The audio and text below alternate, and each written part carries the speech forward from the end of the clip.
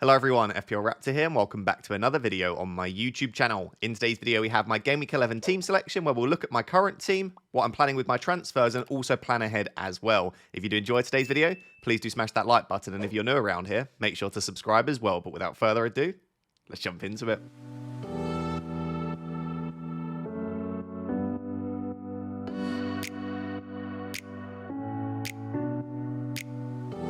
So guys, let's jump into my Game Week 11 team selection. And if I had to sum up how I feel right now about my team, I would say overall I'm extremely happy with the players that I own, the squad structure and how it looks moving forward.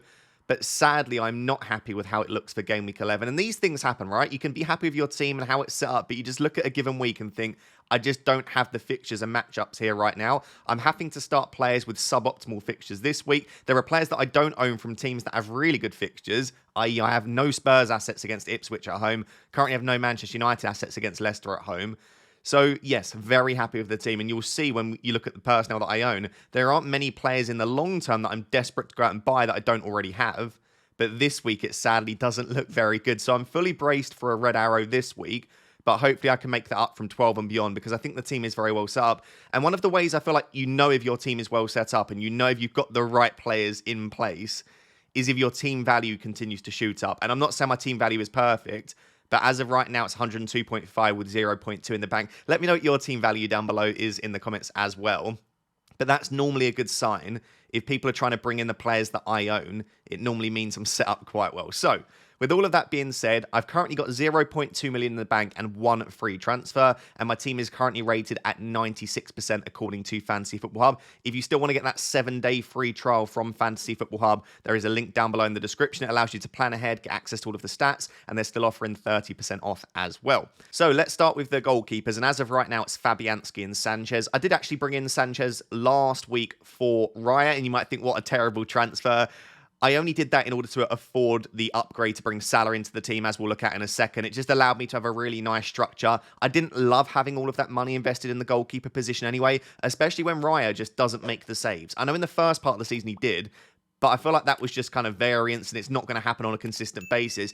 Everything we've seen from Raya and Arsenal in the last 18 months is that Raya doesn't make many saves. And so even if he does start getting more clean sheets now, we're not going to see those big boy scores that we saw at the start of the season. It's going to be sort of 2s and 6s quite often for him. So I just felt like it was an okay position to free up some funds. Sanchez has great fixtures from 12 and beyond. So this is the only week I really plan on benching Sanchez for the foreseeable future.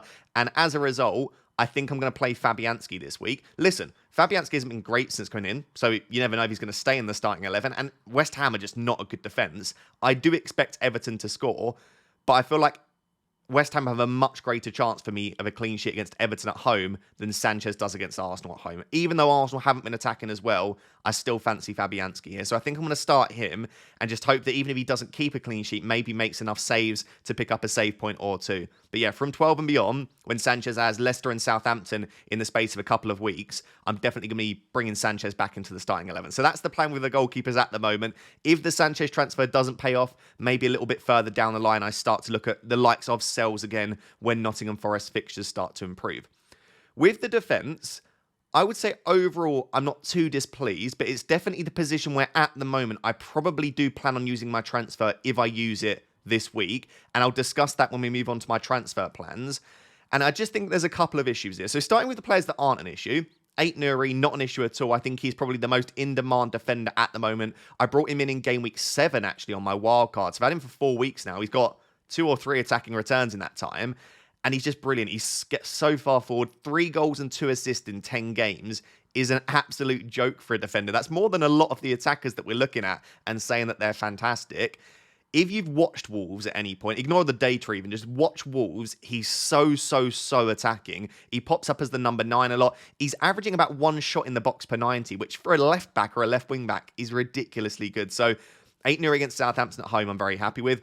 Yes, he is on 4 yellow cards, so at some point I would imagine over the next 7 or 8 games, he will be suspended for 1 game and miss a game, but that's absolutely fine. It's not a massive issue for me. I know that he's a good long-term hold, and I just hope he gets suspended in a week where my other defenders have okay fixtures, and if he doesn't, and I have to play a suboptimal defender for 1 week, I really don't mind too much. You just never know what's going to happen in FPL. Like, if I had to play Leif Davis this week, I would not be very happy, but would I be surprised if he went out and got an attacking return? No. So I'm fine having 8 Nuri. The 4 yellow cards doesn't bother me too much. And this week, it's a great fixture against Southampton at home. The other defender I'm very happy with is Gabriel. Listen, Arsenal haven't been very good. Gvardiol has definitely been better than Gabriel in recent weeks. I do need the clean sheets to start coming in. But we saw against Inter Milan in the Champions League, Gabriel had 3 shots, 2 of which were in the box. He had a 0.25 XG chance as well. Gabriel is so good from set pieces. Arsenal are still a good defence. Like, if you look at their underlying data this season, they're about 5th for non-penalty expected goals conceded. But a lot of the XG that they've conceded is in the games where they had 10 men. I still feel like outside of that, they've not been the same Arsenal defence. They are still conceding more chances than we saw at points last season, but they are still a very decent defence. The clean sheets will come, and Gabriel is so good from set pieces that I still feel like he's a good own. So I'm very happy to still have Gabriel on the team. 8 and very happy with 2. And actually, the third player I'm very happy with is Van den Berg. I don't want to ever really start Van den Berg because Brentford aren't very good defensively. And also, I don't think his minutes in the long term are that secure. So Van den Berg definitely in the long term might prove to be an issue for me. But in the short term, I expect him to continue starting. And even if he doesn't, he's just there to provide cover for me, hopefully in the weeks where I might need him. Like this week, if I had to rely on him, hopefully he starts Bournemouth. And you just never know, I suppose. But when he's at that price, and I don't see many other good cheap defenders at that price that I'd prefer, he's not really a massive issue for me. So the 2 big issues in my team, in my defence, and they're not big issues, I suppose, is actually Rico Lewis and Leif Davis. I'll start with Leif Davis. Leif Davis isn't a massive issue for me, given that in some of the weeks where I would need a defender, he's actually got okay fixtures. He plays 90 minutes every single game. He's always available. He's got a great injury record. And he's so attacking that, yes, Ipswich aren't going to keep many clean sheets. But the odd clean sheet does happen. We saw that against Brighton earlier in the season. And because his delivery is so great from set pieces, and because he's so technically gifted, attacking returns are possible. We saw that last week with his 10-pointer. So I don't really necessarily want to start Leif Davis on a regular basis, but I struggle to go out there and say he's a massive issue for me when I don't really love many other defenders at that cheap price. And also, like I said, because he's always available, that'll be really useful going into the December period. So I'm not trying to talk myself into keeping him. If I had unlimited transfers right now, if I was on a wild card, I definitely wouldn't have him. But when I'm trying to prioritise where I use my transfers, taking out an attacking defender that always plays 90 minutes, it doesn't seem like the best use of my transfer right now, especially when I do have Rico Lewis in the team. I still think Rico Lewis does start more games than he's benched for, right? So I still feel like he's first choice. But Pep clearly does trust Kyle Walker, and I don't think he should, by the way. Kyle Walker had an absolutely stinking game against Bournemouth. I feel like he was one of the main reasons that they struggled in that game. Bournemouth definitely targeted him. And so I just don't feel like Kyle Walker is a particularly good right-back anymore. He doesn't have the pace, and he doesn't have the tactical awareness, I would say, at points, right? He lets players in behind quite often. When you don't have that recovery pace like you used to, I just struggle to see why you would want to start him, but Pep continues to do so, and he did last season, and I would argue last season Kyle Walker also wasn't particularly good. So I do think in some of these games, Kyle Walker could definitely start ahead of Rico Lewis. Rico Lewis actually played 90 minutes midweek once again against Sporting Lisbon. He was, you could say, at fault for one of the goals. He didn't play particularly well. Would I be surprised to see Rico Lewis benched in 1 or 2 of the next 3 games? I wouldn't. When you then consider that the next 3 games are Brighton, Spurs, and Liverpool, and then he goes into Forest playing against one of the best strikers in the world in Chris Wood, I don't actually necessarily see clean sheets over the next 4 either, and City do look pretty poor defensively. I'm just struggling to list and think of many reasons that I would want to hold on to Rico Lewis. He's now a slight minutes risk, City aren't defending well, and the fixtures aren't there, and in all honesty, for as attacking as Rico Lewis has been, he's not necessarily had the attacking returns to go with that really advanced positioning. Even the underlying data is good, but it's not exceptional. So, I mean, I am probably trying to talk myself into selling Rico Lewis because I just feel like he's going to prove an issue in the short term and in the long term. Like going into December, I definitely don't really want to own a Man City defender. This week, I don't love the fixture. I don't have the best cover with Van den Berg and Davis. So I'm wondering if it is worth just using a transfer to just get rid of Rico Lewis. The annoying thing is I only have 0.2 million in the bank. I feel like if I had more in the bank, I would be much more tempted to just get rid of him because I could move to even like a Gvardiol. I could move to a double Arsenal defence in the long term, which might pay off. I could move to a Pedro Porro. Like, I feel like if I had like $1 million in the bank, I'd be a lot more tempted. But as of right now, I don't. So it would be another cheap defender. So in the next section, when we look after my team at my transfer plans, I'll go through some of the cheaper defenders that I'm looking at. But yeah, as of right now, I am leaning towards probably using my free transfer to remove Rico Lewis, because I just feel like it sets up my team in the long term. And if I bring in a player that I know will start most games, it also sets me up well for December as well. So that's the defense. That's the goalkeeper situation. I am looking at potentially replacing Rico Lewis. Let's take a look at that midfield.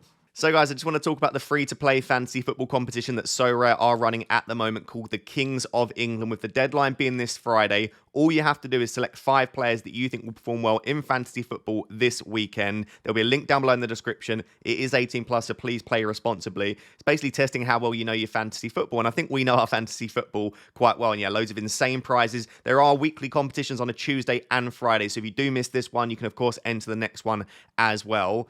And I like it because it's Premier League prizes. This is what we like to see. If I just go over to the pro section, I'll show you the team that I am rocking for this competition. So again, you pick 5 players.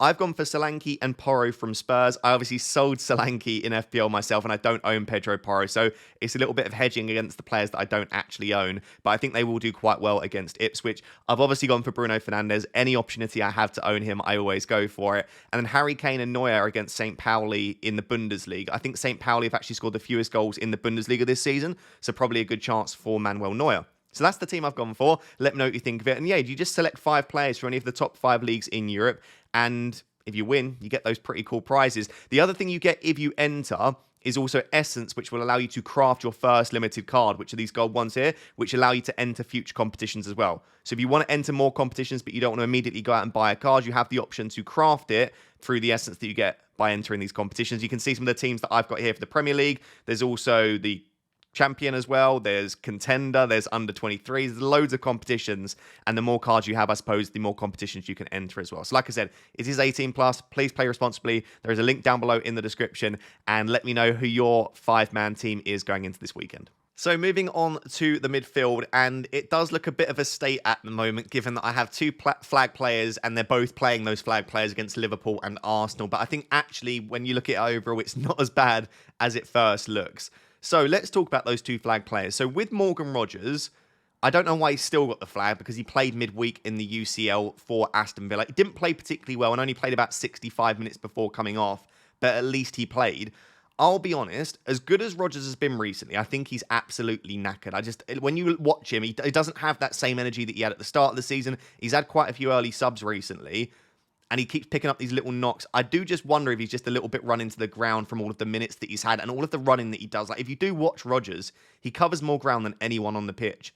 So I do wonder if he just needs a bit of a rest. So I wouldn't be surprised if he does get benched in one of the upcoming games, but I would be surprised if it's against Liverpool. So I think Rogers will start against Liverpool, but I don't think he probably gets more than 60 to 70 minutes. And it's just not a good fixture. Liverpool are the best defence in the league this season. Another fantastic defensive performance in the Champions League against Bayer Leverkusen. They conceded less than 1 XG. This is just not a good game to have to start Rogers. The issue that I've got in my team is my backup defenders that I've got on the bench. I don't really want to start them ahead of him. And then it's Tyler Dibbling. Tyler Dibbling does have Wolves, and if he starts, I mean, there probably is a discussion to be had around starting Dibbling, but Rogers is just such a better asset for me that even with the flag, even with it being Liverpool, and even with these minutes being quite low, I still think I'd rather start Rogers. And this is, I suppose, the biggest issue in my team right now. Unless I free up quite a lot of funds, and I don't really see right now a position to do that because I've got a lot of expensive players that I don't really want to sell, I've got to start Rogers every week or have to start Dibbling or a defender in like a 4-3-3. So I could really do with freeing up some funds to upgrade Dibbling and then have a little bit of a better rotation with Rogers. But right now, sadly, unless I see myself freeing up funds, and it would be a hit again because I only got 1 free transfer this week, I've probably just got to start Rogers and just hope. And the thing is, in FPL, just because your team doesn't look perfect on paper and because a player has a tricky fixture, sometimes you just get a bit lucky. We saw it with Semenyo against City, and you might say that wasn't lucky. Starting or having Semenyo against City isn't optimal or ideal in any world. It's just not. But he scores and gets 10 points. So could I see Rogers returning against Liverpool? Of course I could. So let's hope for a bit of luck. But yeah, definitely not ideal. And I would really rather not start him this week. The other flag player is Cole Palmer. I think Maresca is playing a little bit of mind games here with Arteta. But he said he's not been in training to this point, and they'll see if he's going to be available this weekend. Do remember that Cole Palmer hasn't been selected for the Chelsea squad for Europe up until at least December, January. So he can't play in Europe anyway. So he might not have been involved in the training session regardless. It might be that they decided to give him a rest even regardless of this knock or whatever issue he has. I think the issue that he had was the tackle from Lisandro Martinez, which, by the way, was a terrible tackle. But if that was it, I can't see that keeping him out. Now, if he has another issue that we don't know about, then, of course, there is a chance that Cole Palmer doesn't feature. I genuinely think it's mind games, though. Like, Chelsea have a chance here to get one over on Arsenal and to really just put themselves in the mix for the title. And I'm not saying they'll win it, but just to... It's almost like a statement, right? That we are one of the better teams in the league, and Chelsea have been good this season. Like, this is a massive game. There's no way he comes out and says, yeah, Cole Palmer's fine. Like, he might as well introduce that doubt. So my belief right now is that both of my flag players will be okay. If we were to get a leak or confirmation that Cole Palmer wasn't going to play against Arsenal, and I'll entertain that just for a little bit, I'd still keep Cole Palmer. I would make a defender transfer, and I'd probably play a 4-3-3 with Rodgers and Burmo and Salah as my man. And I know that's awful, by the way. I'm not selling Palmer. I bought Palmer at 10.6, so I've already got 0.4 million tied up in him. So if I was to sell him and buy him back, I would lose 0.2 million. And I know for a fact that I want Palmer from 12 and beyond. He's got Leicester and Southampton in 12 and 14. He's the best captain in both of those weeks for me, probably, although I might captain Salah in 12. I just want Cole Palmer in my team. So I wouldn't sell Palmer unless we got confirmation he was out for multiple months, which I just don't think we are. I think it's probably mind games. And if we do get confirmation he's out, I think I'll end up keeping him still, because I just think it would be a real big mistake to sell him just for 1 week. Like, I'm probably not expecting that much against Arsenal anyway, so why not just hold on to him? So that's the plan at the moment. Of course, there would be temptation to move to Son or Fernandes or any of the players that have good fixtures this week, but I can't see myself doing it. On the other two players, they're obviously fantastic. Bryan Mbeumo, brilliant, great underlying data. He's now up at, I think, 7.9 million, and somehow that still feels like brilliant value for him. We've spoken about him every week, but the next three fixtures against Bournemouth, Everton, Leicester, I do really like. In the long term, could I see myself selling him maybe around game week 15 for someone like Anthony Gordon? The fixture swing around then for Brentford starts to tail off, and the fixtures really improve for Newcastle. So yeah, I'm not saying Mbeumo will be kept all season, but at the same time, I wouldn't be surprised if he is kept all season. He's just great value for what he offers. So yeah, this week against Bournemouth at home, it's not the best fixture, but I am very happy to still have Bryan Mbeumo. And then finally on Mohamed Salah, as of right now, he has the armband. We'll discuss in a second if I actually end up giving it to him. I just feel like if I just take narrative out of this, if I take emotion out of this and just look at the hard cold facts, Salah has been brilliant. Liverpool have just won once again so convincingly midweek. Villa had a really poor game in all honesty against Club Brugge, and a lot of their players just look really, really tired. And it's at Anfield. The type of game will probably suit Salah as well. Everything for me is just pointing towards this being a great fixture for Mohamed Salah. So for now, he's got the armband, but I've just got a bit of a gut feeling that someone else could outscore him this week, as we'll discuss when we move on to my forwards. But yeah, Salah, I'm very happy having. I brought him in last week and gave him the armband. It was a great decision to get him in, and I think I'll keep him until at least sort of game week 15, 16. I have no plans to sell him for the foreseeable future. So that is the midfield as things stand. It's not perfect, but given that I only have 0.2 in the bank, I'm not selling Mbeumo, Palmer, Salah. I don't want to sell Rodgers, so the only player I could sell is Dibbling, but I've got no money to upgrade him. So I guess the midfield five is probably going to stay as it is. Let's move on to the front three. So guys, moving on to the front three, and there is no Dominic Solanke because I sold him last week. So if you missed my team selection last week and you're thinking, where's Solanke gone? It was a mistake. However, and this is massive copium, it was to bring in and captain Salah last week that I sold Solanke. So I think overall, I think I'm about sort of net even because of that massive 16-pointer. But I do now have Salah in place. I think he's risen since I brought him in as well. So I am still overall very happy with my decision. And let's be honest, no one expected 16 points against Villa. In fact, very few people. And by the way, everyone always disagrees with my transfers. Everyone in the... I don't think I got a single comment which was like, you shouldn't sell Solanke. Everyone last week was like, yes, great transfer, get rid of him. And so even if I thought he might return, no one was expecting a brace and an assist. And obviously now that looks terrible because he's going to got a 16 points against Villa and now he's got Ipswich. It's incredible. He's gone from what is probably a very decent sell to now everyone's looking to captain him. That feels awful as someone that's just sold him, but I understand it. Ipswich are the worst defence in the league and Spurs are the best attack in the league. So this is a great fixture for him, but I am still glad I made the move because I got Salah into my team. The issue is, to do that, I sold Solanke to buy Salah because I didn't want to sell Haaland.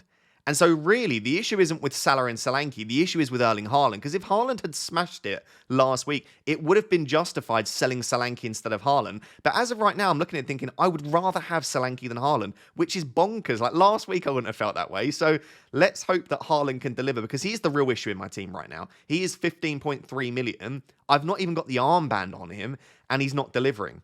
So right now, it feels like a mistake to have not just offloaded Haaland and to spread the funds around a little bit more. He, again, is the reason that I don't have the money to make the upgrades I want to make. So everything right now in my team is on Erling Haaland to deliver for me. When I said that I'm captaining Salah at the moment, because objectively, I think he's the best captaincy option, I've got a gut feeling that Haaland goes absolutely nuclear. Maybe this is just me wanting it to happen because I kept him, because I owned him, because a lot of people have sold him. It's just also, and this is what we call narrative bias in psychology, because there's nothing objectively stats-wise to back this up, but it's all set up for Haaland to have his redemption game against Brighton for me. He's had so many bad games in a row now. He's accumulating the data. He's missed the penalty. He just needs that bounce back game. And I do think this is a good matchup for him against Brighton away. Brighton don't sit back. Brighton will go for this. De Bruyne could maybe start this game and at least get minutes. I just feel like it could be a decent game for Erling Haaland. But like I said, it's away against Brighton. Villa at home feels like a better fixture, you would say, overall. The data does support Haaland, but Salah's the one that's finishing the chances. Liverpool just look much, much better than Man City at the moment. There's very few things, apart from Haaland's underlying data, the amount of big chances he's getting, that makes me feel like Haaland is a better captain, other than just sort of this gut feeling narrative bias that I've got going on. So that's why right now I'm trying to take that out, because that's not the best way to make decisions. And I've just put the armband on Salah. I'd love to know down below in the comments, if you've got Salah and Haaland, who are you looking to captain at the moment? And if you don't, just let me know who you would probably captain. I think most people are probably looking at Salah this week. And so I'm probably going to lean that way. But on the deadline stream on Saturday, I might change my mind on that. The other two forwards I'm quite happy with. So the player that I actually brought in for Solanke to afford Salah was actually Raul Jimenez. That was a massive swing, right? 16 points for Solanke and only 2 for Raul. And if you offered me that again, Solanke against Villa or Raul Jimenez against Brentford, I prefer Raul. I would do that. I would make that decision again and again. Raul Jimenez against one of the weakest defenses in the league. It felt like a really good game for him. He obviously blanked, came off in the 72nd minute. I'm now worried about his minutes. Could I see Maniz start a game soon? Yes. And obviously, when you bring in a player and they blank immediately, you start panicking. But Raul Jimenez is everything that I spoke about last week. Good underlying data. I still think he takes the next penalty. I still think he is first choice to start. The fixtures are still good over the next 4. And overall, I still like him as an asset. But the minutes do worry me slightly. So I think around game week 12, 13, 14, I could see myself offloading Raul Jimenez, probably for a Brighton forward in Welbeck or João Pedro. And maybe we'll assess that closer to the time. If I end up selling Erling Haaland, I could even free up the funds to bring in like Isak for Raul Jimenez, which would be a massive, massive benefit to the team. So yeah, I'm happy with Raul for now. But I would not be surprised if in the next 2 or 3 weeks I end up having to sell him. Hopefully he can redeem himself against Crystal Palace away. It's not a terrible fixture, but it's also not a great fixture. I guess I'd rather have Solanke this week. And then the final player in the starting 11 in my third forward is Matheus Cunha. Again, I brought Cunha on my Game Week 7 wildcard. In that time, he's got me a 9-pointer, a 9-pointer, and a 6-pointer. So he's delivered for me. And I miss him as a differential already, but he is just a really good forward to own in FPL at the moment. I would maybe say price, considering he's one of the best forwards to own for the next 7 or 8 game weeks. If you're taking into account value as well as obviously what he can deliver. I don't think you should expect to return every single week, but I could definitely see in the next 7 or 8 games, maybe 5 attacking returns for him, maybe like 3 or 4 goals and a few assists chucked in there as well. And that would be absolutely fantastic value. So temper your expectations slightly, but this is obviously a great entry point against Southampton at home, and I am very, very happy to have him. I'm not going to give him the armband. Lots of people are asking because they know I like the odd rogue decision. I just think I prefer Haaland and Salah in my team at the moment. So there we go. As I said, I feel like if you look at that team, and I know there are some haters out there that will probably say it's awful, I actually really like it. Like Sanchez from next week in goals, good. The defense largely is okay. Ain't Nuri, Gabriel. And if I make one transfer, I feel like we're pretty much there. The midfield, Salah, Palmer, and Mbeumo, Rodgers, in the long term, are 4 of the best midfielders to own. It's just about upgrading Dibbling. And the front line of Raul, Cunha's, Haaland's really not bad to own. Again, I'd like to have Solanke for this 1 week, but I sold him knowing that I would want him for this week. But in the long term, I prefer that cheap price point in my team. having Palmer, Salah, Haaland, it feels great. They are the 3 best premiums to own. They're the 3 most expensive. And I don't feel like my team is sacrificed that much elsewhere other than just having to start Rodgers every week. This week, though, this isn't a great team, right? I don't have any United against Leicester. I have no Spurs against Ipswich. I'm starting a flagged Rodgers against Liverpool. I've got Rao against Crystal Palace, where many other people have Solanke.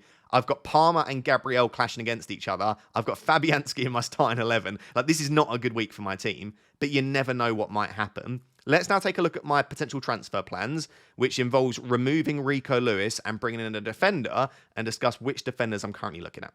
So guys, as I said, I think the only transfer that I'm really planning right now, unless we get some news on Thursday or Friday, which makes me change my decision, is selling Rico Lewis. And I know a lot of people maybe say just sell Leif Davis instead of Lewis. But like I said, what I like about Leif Davis is at least I know he's going to play every single game and he does have the attacking threat. Rico Lewis, I don't know that he's going to start every game. And going into this now December and Christmas period, I just don't want to have a City defender that I don't know starting. The only City defender I'd be happy with is Gvardiol. Even him, by the way, we don't know he starts every game. But I just don't think with the fixtures coming up as well that I really desperately want to hold on to Rico Lewis. So I could roll the transfer, I really could, but this is the one that I'm probably planning at the moment. And what I'm trying to do right now is bring in a defender, ideally, that has good fixtures over the next couple, because I kind of need one to cover maybe an 8 Nuri suspension at some point. And also, my defenders don't have the best fixtures over the next couple. Like, Leif Davis doesn't have great ones. I don't really want to start Vandenberg. 8 Nuri could get suspended. So I'd like a defender that has good fixtures over the next couple, but also good fixtures in 17, 22 and 23. And why I've selected those weeks is when I'm looking at my defender rotations, those are the weeks where I really need a defender with good fixtures. Now, if we are looking at that specific criteria of good fixtures over the next couple, good fixture in 17, and also good fixture in 22, 23, there are 2 teams that stand out, which is Manchester United and Newcastle. So right now, my most likely replacement for Rico Lewis is one of Mazraoui, Matthias de Ligt, or Lewis Hall. The issue I've got with Lewis Hall, because I would really like him, he frees up some funds as well, gets me closer to being able to afford a replacement for Dibbling. So Lewis Hall for me would be right up there as my favourite replacement. I just don't know in the long term how nailed on he is. Can I say confidently that by game week 22 or 23, he's still starting? Not really. And you might say, don't worry about that. Just bring him in. He's got some good fixtures coming up. I think he plays against like Leicester and Ipswich in like 15, 16, 17, around that time. He's got okay fixtures across the next 2 with Forest and West Ham, who aren't the 2 best attacks in the league. And he's got the attacking threat. He's really good for bonus points as well. Like, Lewis Hall's got a lot going for him. And in the next few, I definitely expect him to start. But once Trippier is back, we could see Trippier at right back. We could see Livramento at left back. And I just don't know that, again, in that busy period, does he start every single game for Newcastle? Maybe he does. And if you're a Newcastle fan and you think he does, let me know. I do really like him at that cheap price, 4.3 million, with his creativity. And I do think that Newcastle have looked a little bit better in recent weeks. He's still up there as one of my favourite options. The issue is he plays against Forest this week, and Chris Wood is the bane of my life every week. And I can just see myself bringing in Lewis Hall and Chris Wood scoring yet again. So maybe not the perfect fixture this week, but yeah, I do really like him. Honestly, my favourite 2 replacements at the moment is Mazraoui and de Ligt. I'm so gutted that I can't afford Diogo Dalot, because I would just go for Dalot straight away. Like, if I was bringing in a Man United defender right now, it would be Dalot. I'm 0.1 short, which is the most painful thing in FPL, but it is what it is. So it's Mazraoui or de Ligt for me. I could go for Lissandro Martinez, just doesn't carry any attacking threat, really. So I just don't want to go there. Whereas I think Mazraoui from open play could get the odd assist. He's very rarely going to score, but he does get into some advanced positions. Under Amorim, I just don't know that Mazraoui is fully now. This is the only concern, right? So let's say Amorim does play his 3-4-3 that he's been playing for Sporting Lisbon. Mazraoui could play as a right or left centre-back, by the way. He has that defensive capability, but I would imagine that Mazraoui plays as the left or right wing-back. But does he want to start Mazraoui in that role? I feel like Mazraoui is better in more inverted positions, whereas the wing-backs for Amorim tend to stick quite wide. So let's say that Dalot plays as one of the wing-backs, which I think is very likely. The other wing-back position, right now, I think would go to Mazraoui. But could I see him play someone like Garnacho as a wing-back? Or, potentially, and don't laugh at this, Anthony as a wing-back? Very good, actually, defensively. If you've watched Manchester United, you'll know this. Or, is Shaw and Malacia, or one of them, going to be back soon? And could they play at left-back? Absolutely. And I feel like if one of those players plays at left wing-back, you've then got Mazraoui or Dalot as the right wing-back. So I feel like over the next 3, I think Mazraoui starts Leicester, Ipswich, Everton. I'm still not 100% sure on that, though. And then in the long term, again, am I confident that by 22, 23, Mazraoui's still in the starting 11? I'm slightly less sure. What that then leaves then is I think De Ligt, in the long term, it is more nailed on. I feel like in the Amorim system, he's going to play as the central centre-back. I don't think he can play as the right centre-back because I don't think he has the legs. Like, you need a little bit of pace in that position. So I feel like De Ligt will be the central centre-back in that three at the back that we expect Amorim to play. And what I like about De Ligt is he's absolutely massive and he's really decent from set pieces. We've seen that already a couple of times this season. Scored against Southampton, didn't he, for that 15-pointer? So I feel like he does at least carry a bit of attacking threat. He's on about 0.15 XG per 90 this season. So as of right now, I can't believe I'm saying this, and you might not like this at all. My favourite move is probably Lewis to De Ligt. And that really is, because I like the fixture over the next couple. In 17, when I need a player, I think it is. Let me actually double check that, because I feel like I'm going to end up lying to you guys. But I feel like it's in 17, he's got a good fixture against Bournemouth at home. Not a brilliant one, but in that week I need a defender. And then in 22 and 23, my defence looks terrible. And again, these aren't perfect fixtures. But in 21 to 23, he's got Southampton, Brighton, Fulham. So in the weeks where I need a defender, De Ligt just does the job for me. Now, in terms of other players who I decide I just don't want to bring a United defender, which, by the way, I might decide I don't want to do, I've got some other options. Kerkez looks really good. Also, Kerkez has some pretty good fixtures coming up. Not necessarily in the weeks where I desperately need a defender, but over the next couple, Brentford, Brighton. Then he goes into Wolves, Spurs, Ipswich. I really like the run of fixtures for Brentford. He's only 4.4 million. He started every game this season. He does carry a little bit of attacking threat as well. We saw the double assist against Man City. Again, if I want to free up some funds, because Lewis to De Ligt uses all of my remaining budget, Kerkez could be a smarter option. Anthony Robinson continues to look very good for Fulham as well. He's got creativity. Fulham have been good defensively. It's just in the long term, Fulham don't necessarily have the fixtures that I would want, although he doesn't rotate terribly with my defenders. So Robinson is an option, bring him back in. And then I've put Udogie on this list. He's not got the same attacking threat that we saw at points last season, Udogie. He's playing more of a, I wouldn't say a deep role as such, but Porro's definitely the defender that gets further forward. But I love the Ipswich game this week. And so it's almost like attacking the upside this week, trying to own a player that has a really good fixture this week. And I can play him in some of the upcoming weeks as well. But also in some of the weeks where I desperately need a defender. Like in game week 12, I would like to have a good defender. He's got Man City.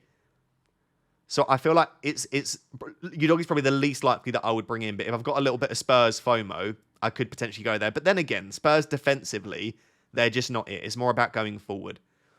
So those are the potential replacements at the moment. Let me know if I've missed anyone. So I can sell Rico Lewis for 4.8. So I've got up to 5 million to replace him. If I were to list my most likely transfers at the moment, I'd say like De Ligt, Hall, Mazraoui, Kerkez, Robinson, Udogie. This isn't Man United bias, by the way, I promise, because I've not owned United players all season. If anything, I'm quite a pessimistic fan.